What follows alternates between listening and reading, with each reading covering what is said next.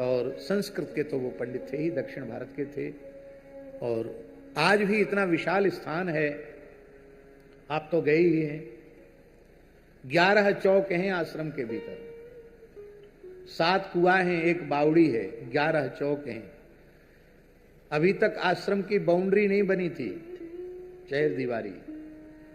तो बाउंड्री बनाने का काम शुरू किया तो 1.5 किलोमीटर से ऊपर के क्षेत्र में बाउंड्री बनी, फिर भी रोड के उस तरफ का भाग छूट गया। आज भी इतना विस्तृत है, 2 करोड़ से ऊपर की राशि तो बाउंड्री में लग गई। लेकिन भगवान जानकीनाथ जी की कृपा से निकट भविष्य में वहां कुंज का स्वरूप और सभी स्वरूप बहुत दिव्य रूप में प्रकट होंगे, क्योंकि ये भगवान का संकल्प है, पूज्य श्री रेवासा महाराज जी का संकल्प है। हमें तो खुद को भी जानकारी नहीं थी कि इतना बड़ा उत्तरदायित्व तो वे हमको सौंप करके जा रहे हैं। और हमारी मन की किंचित भी प्रवृत्ति वृंदावन के बाहर अन्यत्र कहीं नहीं थी, किंतु अपने पूज्य गुरुजन जो आदेश दें उसका प्राणपण की निष्ठा से उसका निर्वहन करना चाहिए। यही हमारे पूज्य गुरुजनों ने, संतों ने सिखाया है। इसी भाव का आदर करते हुए श्री जानकीनाथ जी के झाड़ूदार के रूप में हमने सेवा को स्वीकार किया है। तो भगवान की बड़ी कृपा है। बोलो भक्तवत्सल भगवान की जय। प्रतिदिन के नियम के अनुसार गीतावली का पद कह करके और फिर आरंभ करेंगे।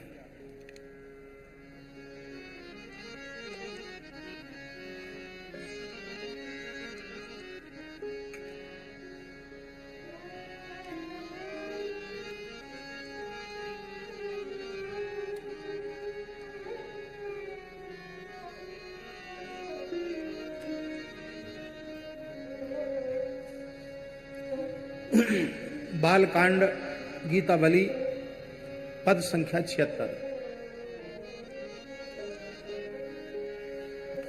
राम लखन जब दृष्टि परेरी,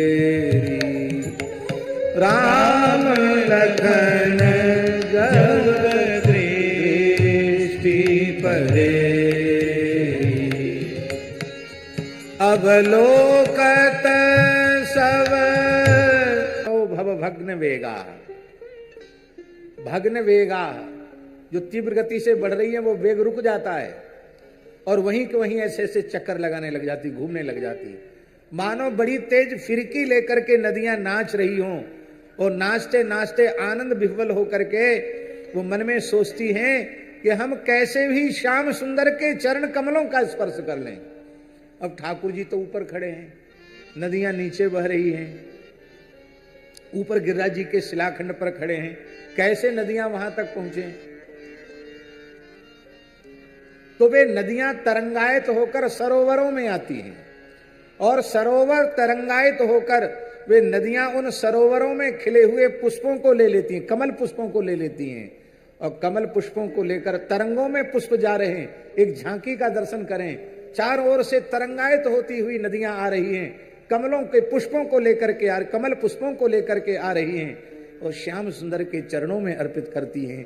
लगता है आलिंगन स्थगित भूमूर्वि भुजैर मुरारे ग्रहणंति पाद युगलम, अपनी लहरों के माध्यम से श्री कृष्ण के युगल चरण कमल को पकड़ रही हैं और खाली हाथ नहीं प्रणाम कर रही, कमलोपहारा, कमलों का उपहार अर्पित करते हुए प्रणाम कर रही हैं। बोलो श्री वृंदावन बिहारी श्री यमुना महारानी की जय। जय जय श्री राधे। हाँ हाँ,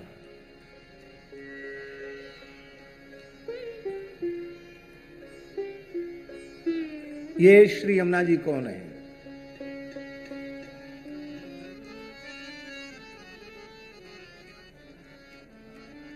हाँ हाँ,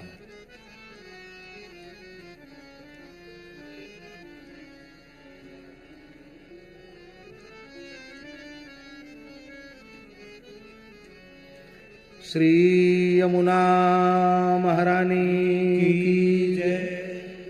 हाँ हाँ,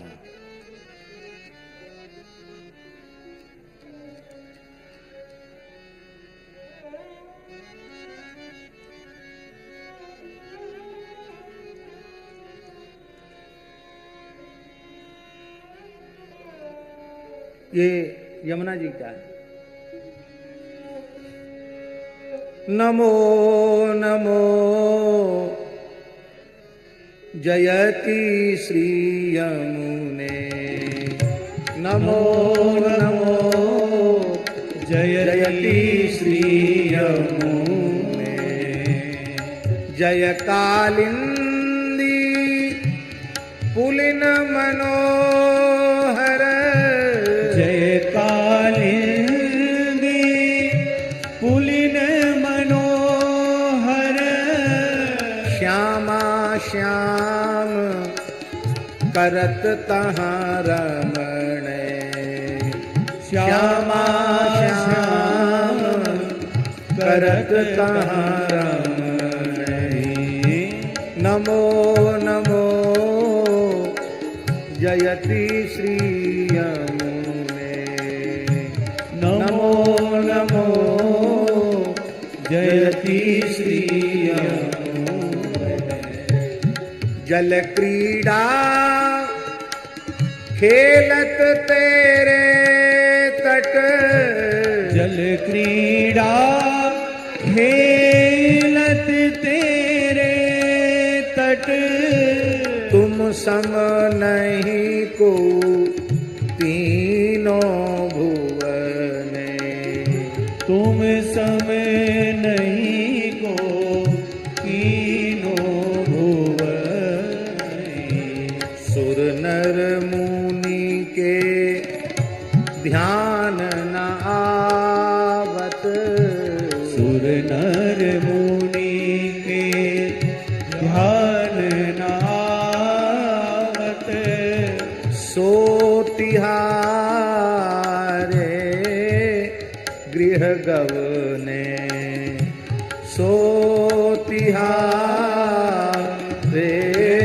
गृह गवने। नमो नमो जयति श्री यमुने, नमो नमो जयति श्री यमुने। तुम हो परम कृपालु जग जननी, तुम हो परम कृपालु जग जननी। पतितन को पावन भवतरनी, पति पावन भवतरणी। महिमा वेद पुराण बखानत, महिमा वेद पुराण बरनी। सूर प्रभु के मन को हरनी, सूर प्रभु के मन को हरणी। नमो नमो जयति श्री यमुने, नमो नमो जयति श्री यमुने। तो आलिंगन स्थगित मूर्मि भुजैर्मुरारे, ग्रहणन्ति पादयुगलम कमलोपहारा। अरी सखियों,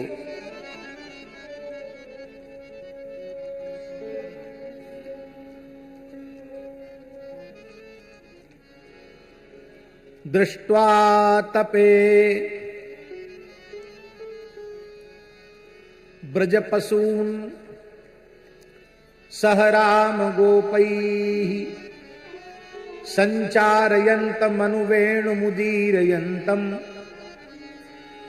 प्रेम प्रवृद्ध उदितः कुसुमावलीभिः चक्षुर्व्यधात् स्ववपुषाम्बुद आतपत्रम्।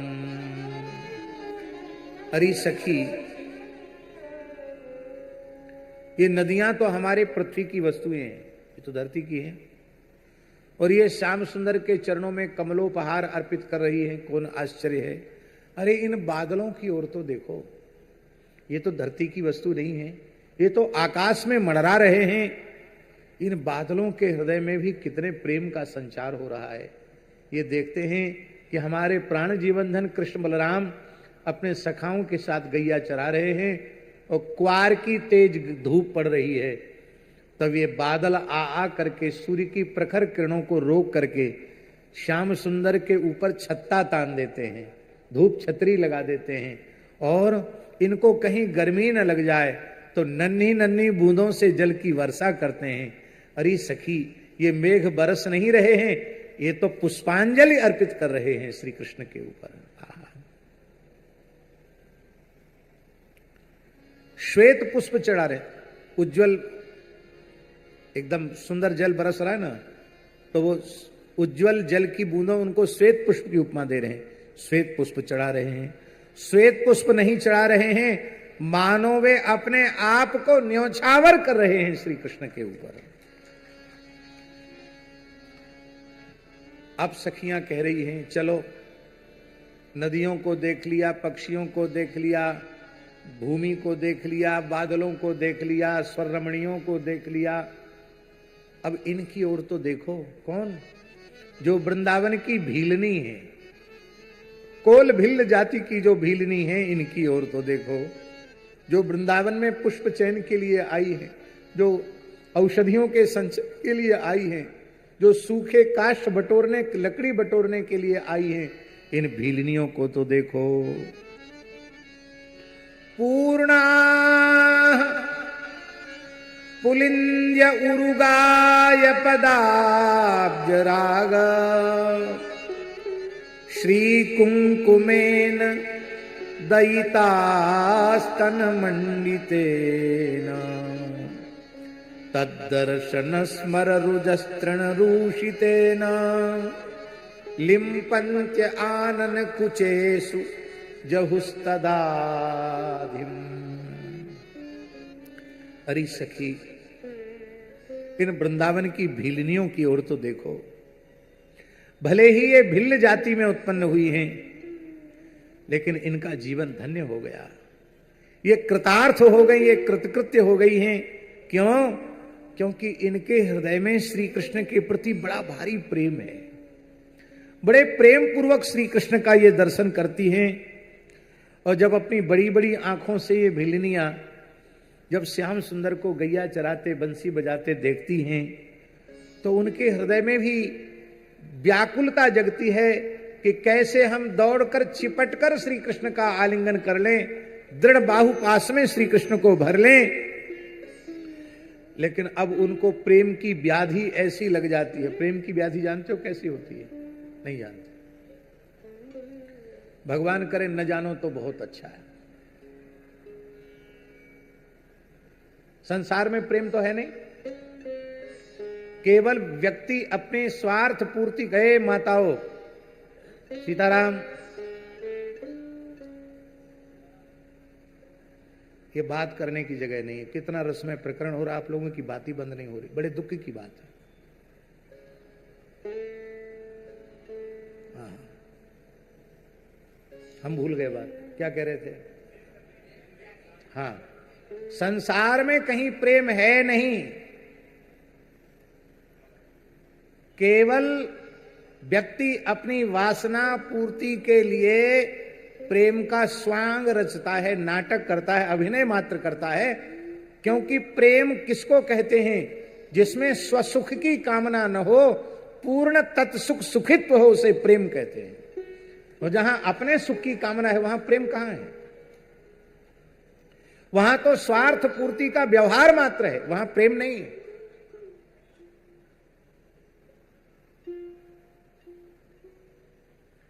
एक बहुत अच्छे विद्वान, ख्याति प्राप्त वक्ता ने हमसे कहा, हम नाम नहीं लेंगे, कोई आप पूछो हमसे कि आप उनका नाम बताइए, तो हम नाम नहीं बताएंगे। उन्होंने हमसे कहा, बाबा आप जो कहो ना कथान में बिल्कुल सांची कहो, सबरो प्रेम समझ में आए गए हो। हमने कहा कैसे? बोले हम तो सोचते कि हमारी घरवाली ब्राह्मणी हमसे बहुत प्यार करे, कथावाच में दूर दूर चले जाएं, लौट के आवे तो बहुत प्यार करें हमसे, लेकिन सबरे प्यार की कलई खुल गई। हमने कहा कैसे? बोले हम बाहर से कथा कह के आए और डॉक्टर ने कहा कि कुछ कुछ लक्षण कोरोना के दिख रहे हैं। तो क्या कहते हैं? क्वारंटाइन क्या कहते हैं? हाँ, अब इनको एकांतवास करना पड़ेगा, दूसरा व्यक्ति इनके संपर्क में आवे से बचना पड़ेगा। बोले महाराज कहा बताऊं, घर की बात आपसे तो कहा छिपी हुई है। भोजन की थारी सजाए, ऐसे धक्का दे थारी में, कमरे में सीधी खिसकती चली जाए, बामे ते भले ही थोड़ी दाल गिर जाए, कढ़ी गिर जाए, कोई बात ना है। तो बोले अछूत जैसो व्यवहार भयो बाबा, सबरी कलई खुल गई प्रेम की। तो इसका मतलब क्या है? संसार में कहीं प्रेम है नहीं? कहां है प्रेम?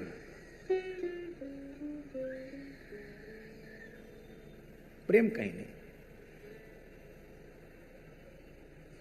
कोरोना को सबने अपने अपने नजरिए से देखा। हम तो कहते हैं ये कोरोना हम भगवत आश्रित भक्तों को संसार के यथार्थ स्वरूप को समझाने के लिए आया था। ये कोरोना नहीं, कोरोना के रूप में भगवान की करुणा आई थी कि भाई समझ लो, जिस संसार में तुम फंस रहे हो, जिसे अपना अपना कह रहे हो, वो संसार की ये दशा है, कोई किसी का नहीं है।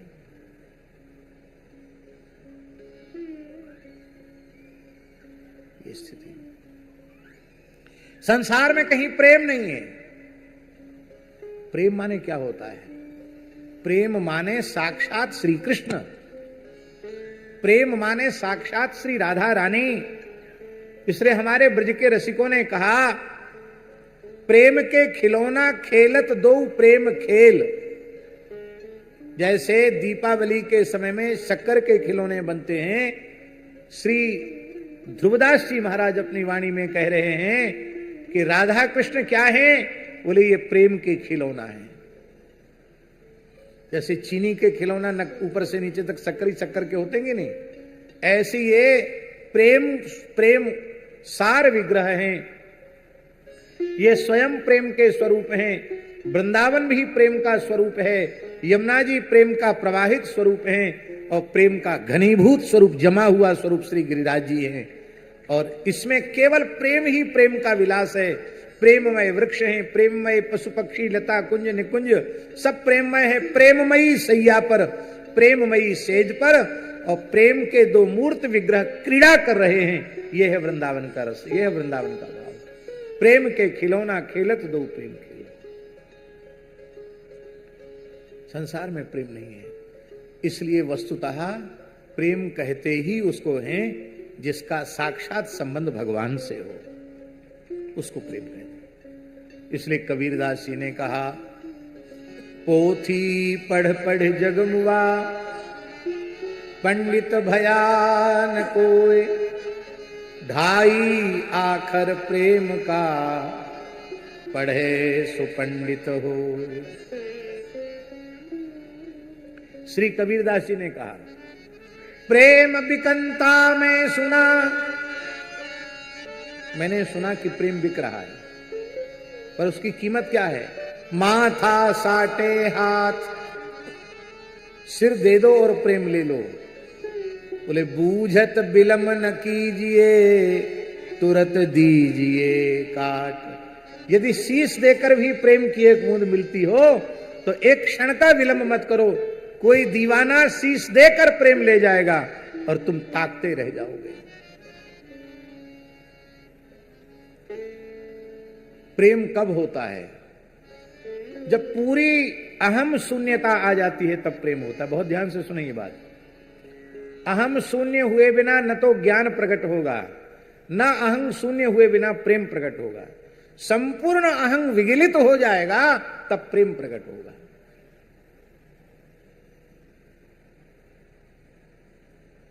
इस बात को भी कबीरदास जी ने एक साखी में, जब मैं था तब हरि नहीं, अब हरि है मैं नाही। क्यों? क्योंकि प्रेम गली अति सांकरी, या में द्वय न समाय। प्रेम की गली इतनी सकरी है कि इसमें दो अट नहीं सकते।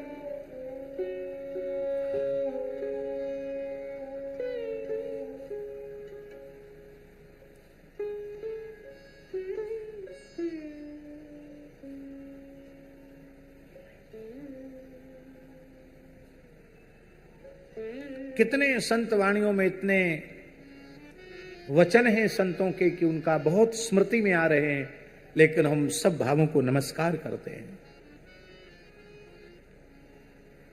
भागवत जी में एक श्लोक ऐसा है जिसमें सुखदेव जी ने कहा कि भगवान को भजने वाला कोई उनसे मुक्ति मांगे तो देर नहीं करते, झट से मुक्ति दे देते हैं। मुक्तिम ददाति, मुक्ति दे देते हैं, लेकिन करहिचित स्मन भक्ति योगम, भक्ति योग नहीं देते। भक्ति योग माने प्रेम योग, प्रेम नहीं देते हैं। मुक्ति क्यों देने में जल्दी करते हैं? परमात्मा तो सर्वतंत्र स्वतंत्र मुक्त है ही है, वो दूसरे को तत्काल मुक्त कर देते हैं। पर जब भक्ति देते हैं, प्रेम देते हैं, तो सर्वतंत्र स्वतंत्र परमात्मा को भी भक्त के प्रेम बंधन में बंधना पड़ता है। आप ऐसी चीज किसी को क्यों दोगे कि खुद हाथ पैर बंध जाएं आपके? झीनी झीनी प्रेम की डोरी, हमारे रास बिहारी कहते, झीनी झीनी प्रेम की डोरी, मोह पे तोड़ू चोरी ना जाए। सब कुछ तोड़ सकता हूं पर प्रेम की डोरी नहीं तोड़ सकता। प्रेम रज्जुकृत बंधन मन्यत।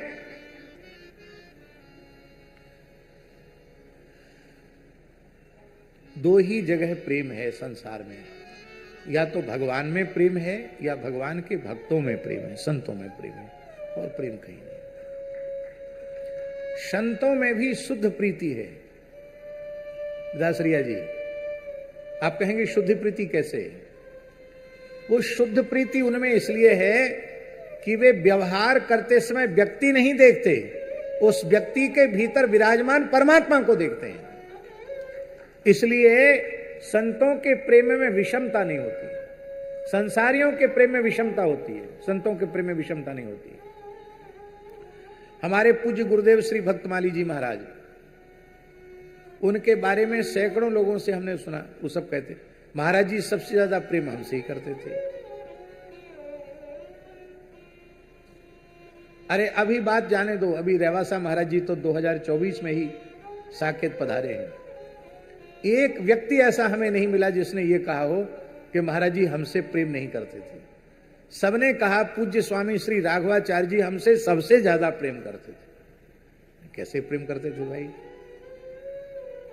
और आपके घर में देख लो, आपके घर में देख लो, आपकी शिकायत होती है पिताजी बड़े से प्रेम करते, मैया छोटे से प्रेम करती है, वो बहन से प्रेम करता है। अब वो बहू कहती कि सास हमसे प्रेम नहीं करती, ननद से ज्यादा प्रेम करती।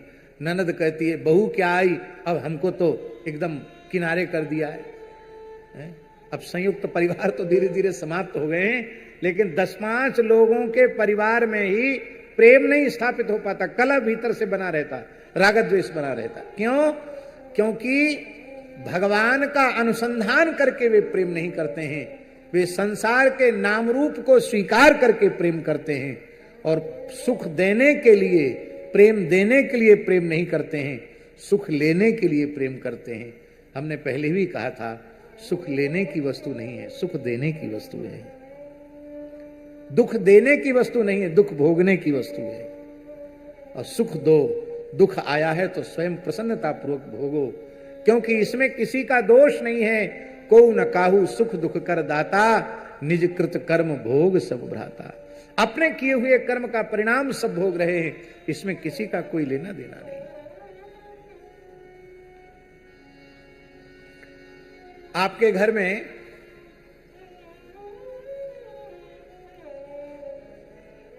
अमूल्य हीरों का जखीरा हो, रत्न राशि हो।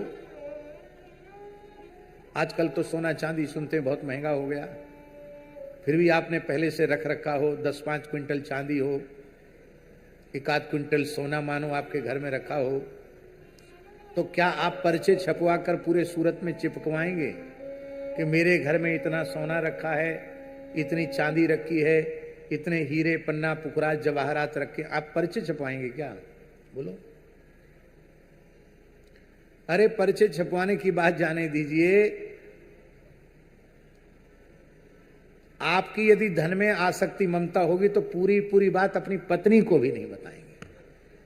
हाँ, कहीं ये भी हाथ न मार ले, हाँ, उसको भी नहीं बताएंगे। ये पता है कि कब श्वास बंद हो जाएगी, सब छोड़ के जाना पड़ेगा, एक रत्ती लेके नहीं जा पाएंगे, ये भी पता है, फिर भी बता नहीं पाएंगे। एक सच्ची घटना सुनाए आपको। एक गांव में एक ब्राह्मण देवता थे, सच्ची घटना है। उस गांव का नाम और उस परिवार का खूब बढ़िया नाम हम नाम गाम जानते हैं, लेकिन वो अब कथा है, उसमें सबका नाम नहीं लिया जा सकता। ब्राह्मण देवता थे, उन्होंने कुछ सोना गाड़ रखा था, थोड़ी चांदी सोना गाड़ के रखा। गांव में लोग गाड़ के रखते थे जमीन में,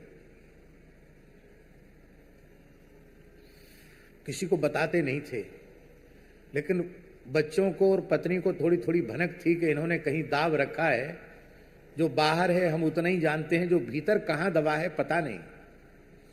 तो वो बूढ़े बेचारे पंडित जी पड़े बीमार,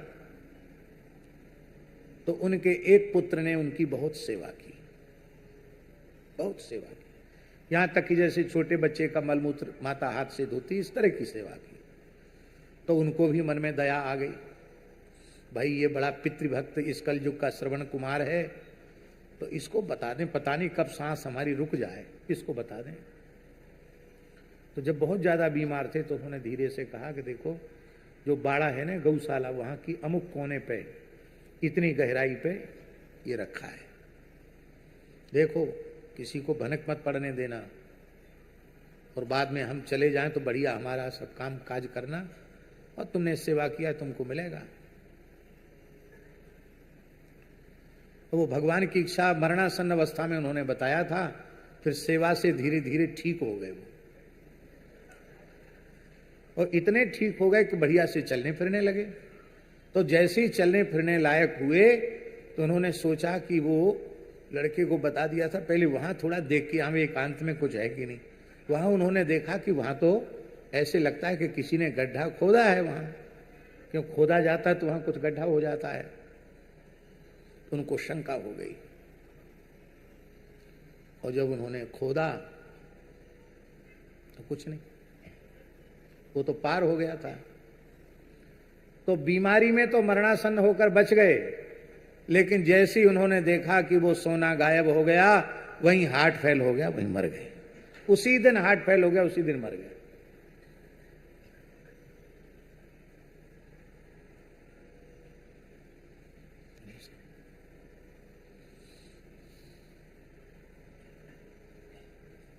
तो आपके पास धन है तो कोई उसका प्रचार करने की चीज है, और भैया इस धन से आप क्या खरीदोगे?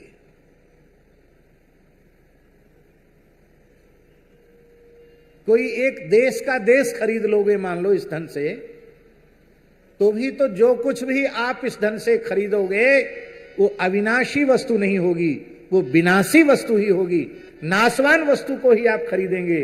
लेकिन प्रेम ऐसी वस्तु है कि प्रेम अविनाशी को खरीद लेती है, परमात्मा को खरीद लेती है। हाँ, प्रेम जो है वो परमात्मा को खरीद लेता है। बोलो भक्तवत्सल भगवान की जय। जय।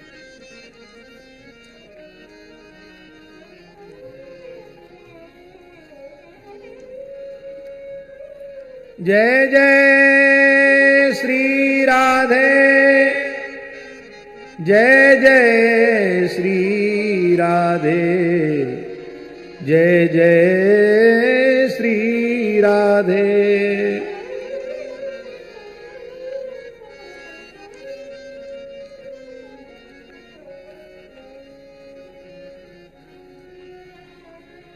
हाँ हाँ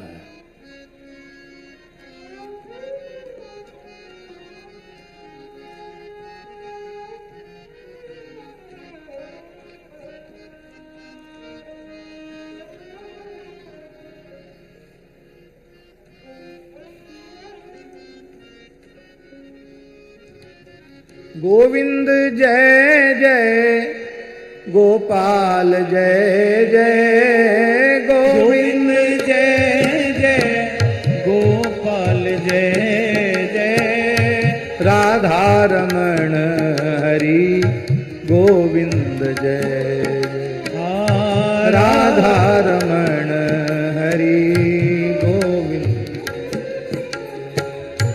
गोविंद जय जय गोपाल जय जय गोविंद जय जय गोपाल जय जय राधा रमण हरि गोविंद जय राधा रमण हरि गोविंद जय मायरी मैंने लीनो गोविंद मोह हाँ मायरी में लीनो गोविंद मोल मायरी मैंने लीनो गोविंद गोविंद मोल मायरी में लियो गोविंद मोल कोई कहे छाने कोई कहे छुप के कोई कहे छाने कोई कहे चुप के लियोरी बजंता ढोल हाँ लियोरी बजंता ढोल माई में तो लीनो गोविंद मोल माई में तो लीनो गोविंद मोल कोई कहे महंगो कोई कहे सुहगो कोई कहे महंगो कोई कहे सुहगो लियोरी तराजू तो लियोरी तराजू तो कोई कहे कालो कोई कहे गोरो कोई कहे काणो कोई कहे गोरो लियोरी अमोलक मोल लियोरी अमोलक मोल माई में तो लीनो गोविंद मोल मायरी में तो लीनो गोविंद मोल कोई कहे घर में कोई कहे बन में कोई कहे घर में कोई कहे बन में राधा के संग किलो राधा के संग में किलो मीरा के प्रभु गिरिधर नागर मीरा के प्रभु गिरिधर नागर आवत प्रेम के मोल आवत प्रेम के मोल मायरी में तो दीनो गोविंद मोल मायरी में तो लीनो गोविंद मोल मायरी में तो दीनो गोविंद मायरी में तो लीनो गोविंद मोल बहुत से लोग कहते हैं कि इतने दिन में कितना जप कर लेंगे, कितना पाठ कर लेंगे, तब भगवान का प्रत्यक्ष दर्शन हो जाएगा। यद्यपि सब तरह के वचन शास्त्रों में प्राप्त हैं, उनमें अश्रद्धा नहीं करनी चाहिए, पर एक बात हमेशा ध्यान रखने की है, ये भगवत प्राप्ति के पथ के जो पथिक हैं उनके लिए सम्यक और संपूर्ण समाधान है। मिलहि न रघुपति बिनु अनुरागा, किए कोटि जप जोग विरागा। इसका मतलब ये नहीं कि जप जोग वैराग्य नहीं करना, ये सब करना है, इसी के लिए करना कि प्रेम प्रकट हो जाए, लेकिन इसकी कीमत पर भगवान को नहीं खरीदा जा सकता है। मीरा के प्रभु गिरधर नागर आवत प्रेम के मोल, और ये प्रेम हाट बाजार में नहीं मिलता है।